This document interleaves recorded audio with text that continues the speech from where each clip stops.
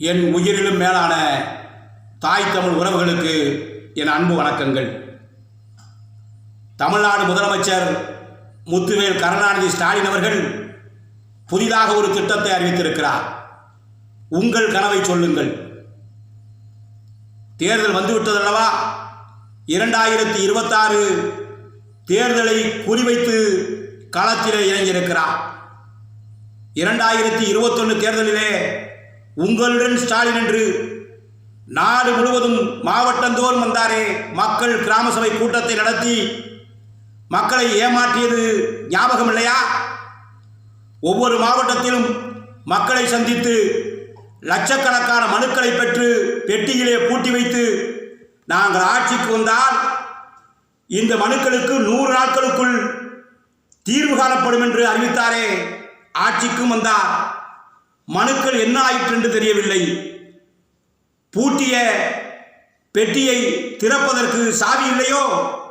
தமிழ்நாட்டு மக்களே, சிந்தித்து பாருங்கள்.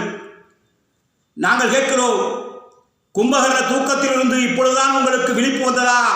முதலமைச்சர் அவர்களே, தமிழக மக்களின் கனவு பட்டியலை நாங்கள் சொல்கிறோம். தமிழகத்திலே சரியான சட்டம் ஒழுங்கு, கஞ்சா கள்ளச்சாராயம் இல்லாத தமிழகம் தேவை. பெண்களுக்கு பாதுகாப்பு தேவை. ஊழல் இல்லாத தமிழகம்.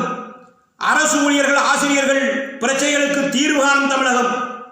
தொழிலாளர்கள், விவசாயிகள் கண்ணீர் சிந்தாத தமிழகம். குற்றச் செயல்களை தடுத்து நிறுத்தும் தமிழகம். கனிம வளங்களை பாதுகாக்கும் தமிழகம்.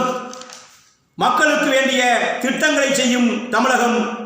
மக்களின் பிரச்சனைகளுக்கு மதிப்பளிக்கும் தமிழகம்தான் தமிழ்நாட்டு மக்களுக்கு தேவை. முத்துவேல் கருணாநிதி ஸ்டாலின் அவர்களே, திமுக இல்லாத தமிழகமே தமிழக மக்களுடைய கனவு என்பதை உங்களிடம் சொல்கிறோம்.